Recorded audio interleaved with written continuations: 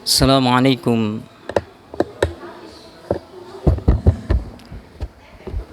Assalamualaikum warahmatullahi wabarakatuh. Alhamdulillah alladzi khalaqal mauta wal hayata liyabluwakum ayyukum ahsanu amala. Asyhadu an la ilaha illallah wahdahu la syarika lah wa asyhadu anna Muhammadan abduhu wa rasuluh. Allahumma salli wa sallim wa barik ala nabiyyina Muhammadin wa ala alihi wa ashabihi wa man tabi'ahum bi ihsanin ila yaumiddin. Qala Allah ta'ala fi kitabihil karim, a'udzu billahi as-sami'il 'alim minasy syaithanir rajim. Ya ayyuhalladzina amanu taqullaha haqqa tuqatih ولا تموتن إلا وأنتم مسلمون. وقال أيضا في آيات أخرى يا أيها الذين آمنوا اتقوا الله وقولوا قولا سديدا يصلح لكم أعمالكم ويغفر لكم ذنوبكم ومن يطع الله ورسوله فقد فاز فوزا عظيما. أما بعد ربي اشرح لي صدري ويسر لي أمري واحلل عقدة من لساني يفقهوا قولي وبعده. Bapak-bapak, ibu-ibu, ikhwani wa akhwati fillah, anak-anak, seluruh jemaah salat Isya dan Tarawih Masjid Khairul Ummah yang insya Allah sama-sama kita dirahmati dan dimuliakan Allah Subhanahu wa ta'ala. Alhamdulillah, biiznillah, pada saat ini kita dimudahkan oleh Allah Ta'ala untuk dapat menunaikan perintah-perintah Allah, baik yang fardu maupun yang sunnah. Di fase terakhir bulan Ramadan ini merupakan finalisasi bagi setiap hamba Allah untuk dapat merebut kemenangan di bulan Ramadan. Imam Ibnu Hajar Al-Asqalani rahimahullah ta'ala dalam satu risalahnya beliau pernah berkata, sesungguhnya kebiasaan kami ketika memasuki Ramadan, maka kami berkeyakinan bahwa tidak ada lagi Ramadan yang akan diberikan oleh Allah kesempatannya dalam hidup kami. Maka kami menganggap bahwa Ramadan yang kami masuki adalah Ramadan yang terakhir dalam hidup kami, sehingga kami memaksimalkan semua kemampuan kami untuk mempersembahkan ketaatan yang maksimal di hadapan Allah, melakukan kebaikan yang maksimal di hadapan Allah. Bapak Ibu, dari perkataan beliau berarti bukan main-main. Ramadan ini merupakan momentum bagi kita untuk melakukan ketaatan kepada Allah yang maksimal, bukan lagi minimal. Konsisten menjalankan apa yang diwajibkan serta tidak meremehkan amalan yang disunnahkan. Dengan demikian, insya Allah, maka keistiqomahan kita dalam mengerjakan seluruh rangkaian perintah-perintah Allah tersebut akan menjadi satu kemudahan di hari-hari berikutnya. Karena orang-orang yang mendapatkan kemenangan di bulan Ramadan itu akan teraktualisasi ketika mulai malam 1 Syawal, dia tidak akan pernah meninggalkan tahajudnya, dia tidak akan pernah meninggalkan qiyamul lailnya sebagaimana yang telah ia lazimi di bulan Ramadan.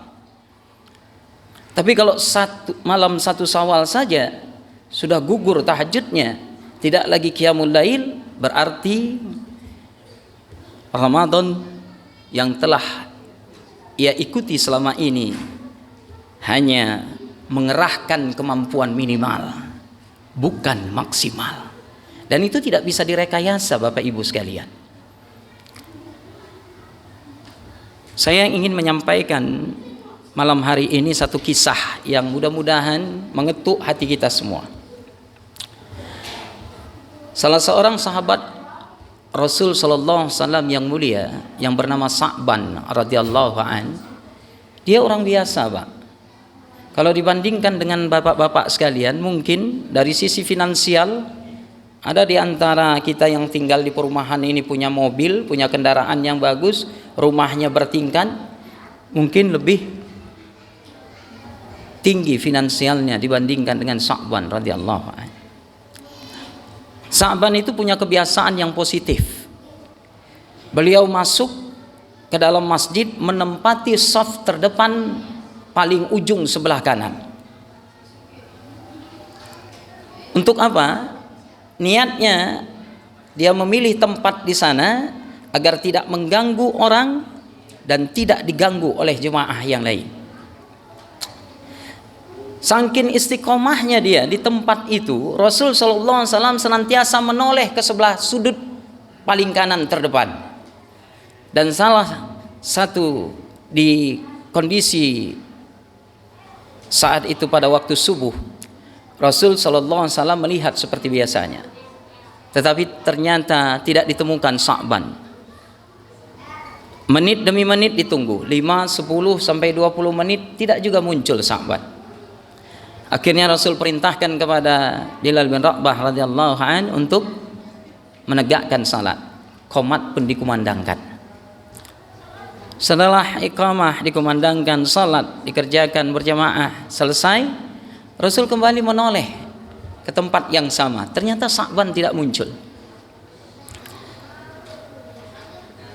Maka Rasul pun bertanya kepada sahabat-sahabat lain radhiyallahu anhum yang ketika itu ikut melaksanakan salat subuh berjamaah, adakah di antara kalian yang mengetahui di mana Sa'ban? Aina Sa'ban? Mana Sa'ban? Mana Sa'ban? Tidak satu pun di antara yang berhadir menjawab. Rasul kemudian bertanya kembali, tahukah kalian di mana rumah Sa'ban? Adakah yang mengetahui di antara kalian rumah Sa'ban? Satu di antara mereka mengangkat tangan dan menjawab, Araftu ya Rasulullah, aku tahu di mana rumah Sa'ban. Maka selesai dari aktivitasnya, Rasul sallallahu alaihi wasallam berangkat dengan beberapa sahabat menuju rumah Sa'ban. Pak, Bu, dalam riwayat tersebut dikisahkan perjalanan tersebut memakan waktu lamanya 3 jam. 3 jam. Kalau Bapak dari rumah kemari cuma 5-10 menit belum ada apa-apanya, Pak. 3 jam dengan perjalanan kaki, bayangkan. Begitu sampai di hadapan rumah Sa'ban, Rasul sallallahu alaihi wasallam mengetuk, mengucapkan salam dan terdengar sautan dari dalam. Suara seorang perempuan yang tidak lain adalah istri Sa'ban radhiyallahu anhu. Aina Sa'ban? Rasul bertanya, mana Sa'ban? Maka alangkah terkejutnya istri Sa'ban yang mendatangi rumah mereka ternyata adalah Rasul yang mulia sallallahu alaihi wasallam. Istri Sa'ban kemudian berkata, ya Rasulullah, sungguh Sa'ban suamiku telah wafat di waktu subuh ini. Subhanallah. Apa kata Rasul?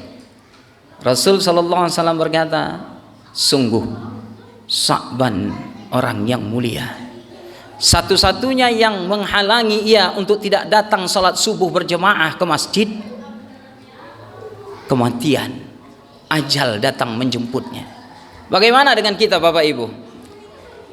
Sebelum Ramadan, berapa banyak salat subuh yang tidak kita hadiri secara berjemaah di masjid? Apakah karena mati? Apakah karena mati? Apakah karena maut telah menjemput kita? Tentu tidak.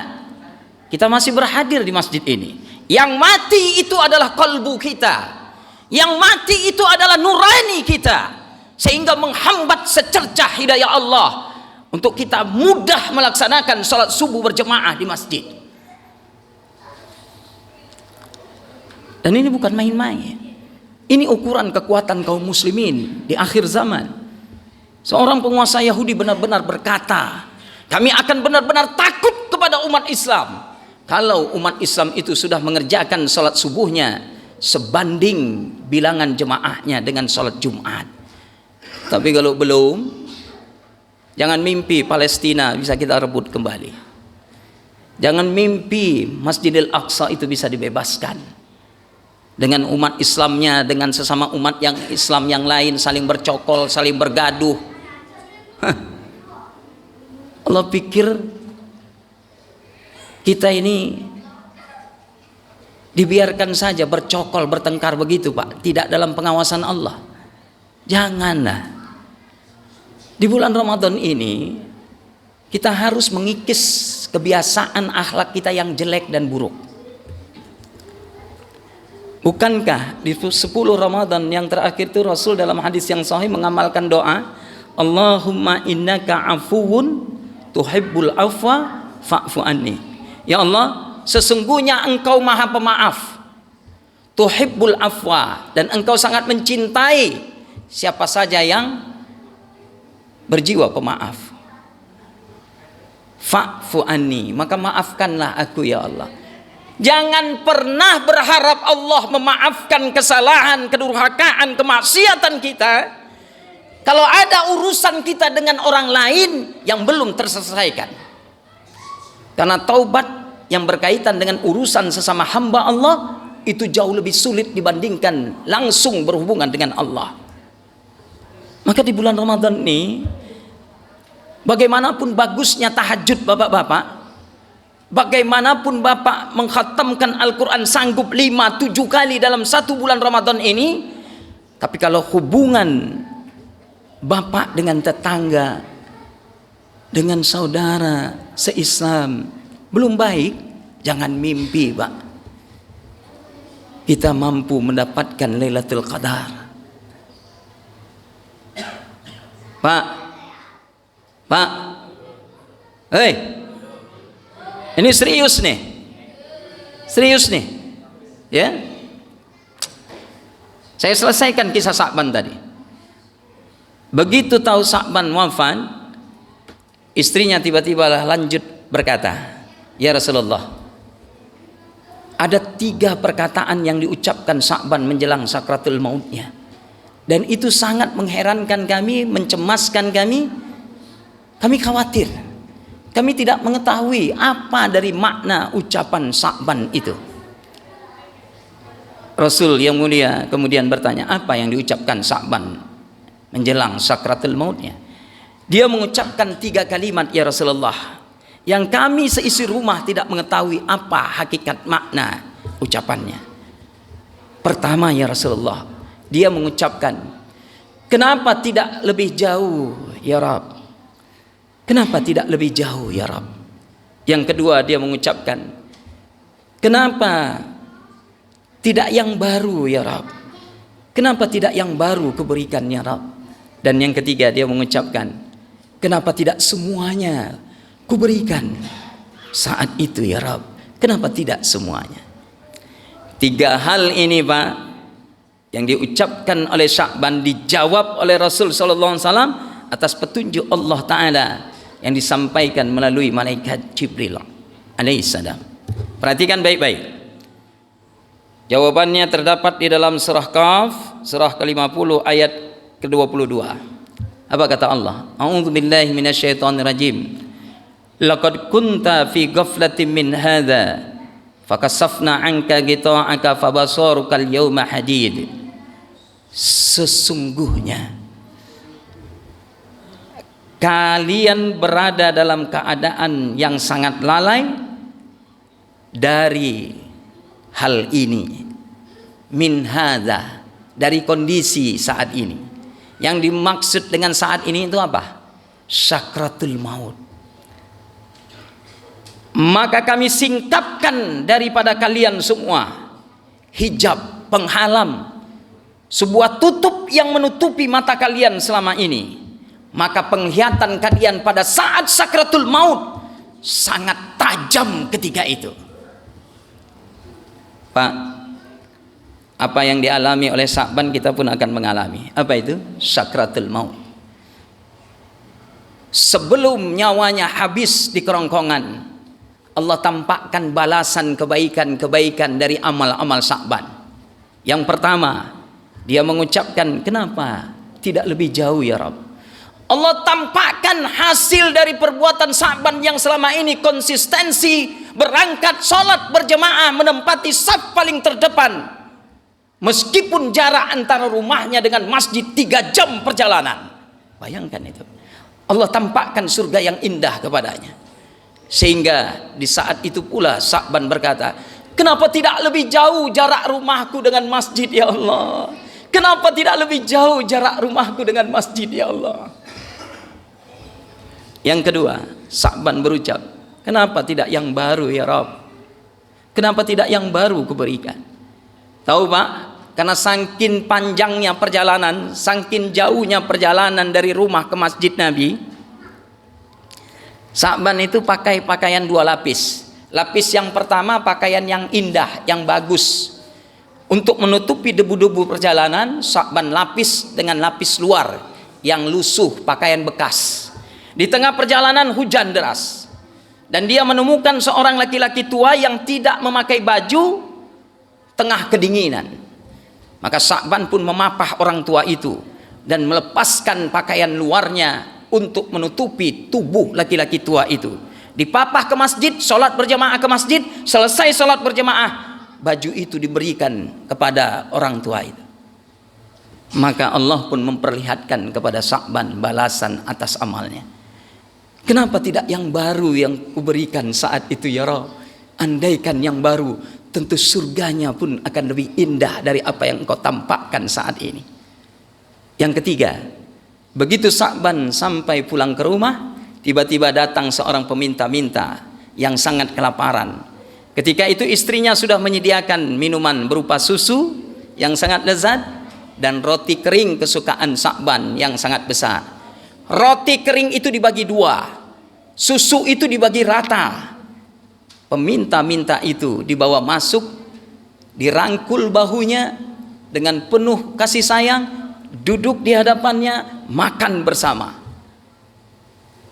Atas perilaku akhlak Sa'ban ini Allah tampakkan surga yang indah kepadanya. Dan Sa'ban pun berkata, ya Rabb, kenapa tidak semuanya saat itu kuberikan? Kenapa cuma separuh ya Allah? Subhanallah. Bapak, Ibu, perhatikan baik-baik. Dari 3 pemandangan yang ditampakkan oleh Allah di saat sakratul maut Sa'ban, 1, hubungannya yang berkaitan dengan Allah langsung. Tapi 2 kondisi lagi ini berkaitan adab akhlaknya terhadap orang lain. Subhanallah. Pak, ini kita tarawih, ada yang 11, ada yang 23. Mau berapapun dalilnya ada. Tapi tahukah kita, berapa malam pun kita melaksanakan salat tahajud, andaikan Allah memberikan kekuatan kepada kita, kita sanggup tidak melewati 1 malam pun untuk tidak melaksanakan tahajud, qiyamul lail atau tarawih ini. Tahu Pak, itu perbuatan yang sangat bagus di hadapan Allah. Akan tetapi ketika ada goretan-goretan hati yang masih tersisa atas perilaku kita terhadap orang lain yang tidak menyenangkan, dan orang lain itu belum memaafkan kepada kita, demi Allah, tahajud yang menyebabkan lutut kita bengkak, dagu kita hitam, Allah tak butuh dengan tahajud itu. Kenapa? Kenapa Pak? Karena Allah bilang dalam surah Al-Imran ayat 134, salah satu di antara ciri orang yang bertakwa itu, wal afina 'anin nas, mereka senantiasa memaafkan kesalahan orang lain. Jadi jangan sombong, nggak usah tinggi hati, jangan merasa menjadi hamba yang paling soleh di muka bumi ini. Jangan. Boleh jadi ada laki-laki pendosa di luar sana, akan tetapi kepekaannya, nuraninya terhadap orang lain begitu lembut. Sedangkan kita yang tekun ke masjid, nurani kita keras, hati kita beku untuk memperbaiki silaturahim kita, hubungan kasih sayang kita dengan sesama jemaah masjid. Pak, saya tanya, sudah berapa kali khatam Quran nih? Barisan saf terdepan sudah berapa kali? 2, 3, 4? Ada yang sudah 7 kali? Kalau sudah 7 kali, pertanyaannya, sudahkah menghatamkan Al-Quran dengan terjemah? Terjemah bahasa Indonesianya sudah pernah khatam belum? Berapa kali kita mengikuti Ramadan sudah pernah mengkhatamkan Al-Quran berikut dengan terjemahnya, apalagi tafsirnya. Coba, pernahkah? Pantas kalau kayak gitu perilaku kita tak kunjung berubah. Kenapa? Membaca Al-Quran bilghatil Arabiyyah, dengan bahasa Arab itu berpahala. Tapi untuk mengaktualisasikan nilai Al-Quran, kandungan Al-Quran, kita perlu paham apa yang kita baca. Dari bahasa Arab diterjemahkan ke bahasa Indonesia. Khatamkan itu, Pak. Maka Dr. Anwar Abbas selaku Wakil Ketua Umum Majelis Ulama Indonesia mengatakan, dari 100 orang masyarakat Islam Indonesia, Pak, cuma 7% saja. Begitu juga kalau 1000 orang ada umat Islam membaca Al-Quran, cuma 7% saja, Pak, yang membaca Al-Quran mampu memahami, menghafal, dan mengamalkan Al-Quran. Jangan bangga kita menjadi hafiz Quran, Pak. Syekhul Islam Imam Ibnul Qayyim Al-Jauziyah rahimahullah ta'ala berkata, kebiasaan kami dahulu adalah kami membaca Al-Quran 10 ayat. Kami baca dengan baik dan benar sesuai dengan ilmu tajwid, makharijul huruf, sesuai dengan tahsinnya. Kalau sudah benar, maka kami berusaha untuk memahami makna dan kandungannya. Dan kami pun berusaha untuk menghafalkan 10 ayat itu. Tapi tidak berhenti sampai di situ. Kami pun berusaha mengamalkan 10 ayat yang telah kami hafal. Barulah kami akan berpindah kepada 10 ayat berikutnya. Itu baru namanya hafiz Quran, Pak. Bapak-bapak hafiz Quran nggak? Hei, Pak, hafiz Quran nggak? Siapa yang bilang enggak? Tanggung jawab. Saya tidak mengatakan Bapak nanyanya begini. Saya tidak bertanya begini, Pak, hafiz 30 juz nggak? Enggak kan? Saya bilang, Bapak hafiz Quran nggak? Surah Al-Ikhlas, Qul huwallahu ahad, itu ayat Al-Quran nggak, Pak? Ayat Al-Quran enggak? Siapa yang tidak menghafal saat ini surah Al-Ikhlas? Tunjuk tangan. Berarti sudah hafal. Kalau sudah hafal, konsekuensinya adalah mengamalkan. Apa sih isi kandungan surah Al-Ikhlas itu? Mengesahkan Allah, mentauhidkan Allah dengan segala konsekuensinya. Jangan sampai orang-orang yang sudah memahami, menghafal surah Al-Ikhlas, tapi kehidupannya ternyata masih dibumbui dengan kesyirikan, ya, masih berinteraksi dengan dukun, paranormal, ya, dan dengan hal-hal lainnya. Jangan, Pak, ya, jangan. Meskipun baru menghafal surah Al-Ikhlas, menghafal ara'aital ladzi yukadzibu biddin, surah Al-Maun, yang di dalamnya kandungannya terdapat para pendusta agama adalah orang-orang yang menyia-nyiakan anak yatim, tidak memberikan kepada fakir miskin berupa makanan-makanan dan barang-barang yang berguna. Nih, Pak, di bulan Ramadan, selain i'tikaf, salah satu amalan yang sangat dicintai Rasul dan para sahabatnya apa? Menunaikan zakat, baik zakat fitri maupun zakat mal. Jadi tidak usah kita, Pak, penuh dusta, penuh kebohongan. Zakat fitri kita tunaikan, zakat harta pun wajib kita tunaikan, Pak. Makanya kita harus bersegera untuk menunaikan kebaikan, jangan menunda-nunda. Jadikan Ramadan ini sebagai batas haul perputaran waktu harta kita. Rumah bapak-bapak yang dipakai secara pribadi tidak wajib dizakatkan, mobil tidak, tapi uang yang selama ini Bapak tabung untuk membeli sesuatu benda berharga dari dunia bapak-bapak, kalau sudah mencapai 85 juta atau 85 gram emas nilainya, maka wajiblah dikeluarkan zakat hartanya 2,5%. Kalau tidak, tunggu azab dari Allah. Pertama, Allah akan kalungkan itu nanti di akhirat 7 petala bumi. Harta kita akan dirubah oleh Allah menjadi ular yang sangat ganas lagi berbisa, Pak. Ya. Mudah-mudahan hal-hal seperti ini dapat kita pahami dengan seksama dan kita amalkan. Mendengarkan tausiah yang panjang begini pun harus sabar, Pak. Jangan bergerak keluar. Kecuali kentut dan kencing atau buang hajat. Benar, Pak. Ya, harus sabar. Menyampaikan kebenaran harus sabar, mendengarkan kebenaran pun harus sabar. Disitulah gunanya Allah mendidik kita 1 bulan dengan berpuasa di bulan Ramadan, bukan hanya menahan lapar dan haus, tetapi menahan emosional yang buruk. Jadi bukan hanya pada saat berpuasa dari terbit fajar sampai terbenam matahari, sampai tarawih, tahajud ini pun kita harus menahan emosional yang buruk terhadap orang lain, interaksi kita terhadap siapapun, terutama keluarga terdekat kita. Mudah-mudahan ini menjadi cambuk hati bagi yang menyampaikan dan bagi kita semua, insyaallah. Fa'tabiru ya ulil absar la'allakum turhamun. Ambillah pelajaran wahai orang-orang yang memiliki akal fikiran.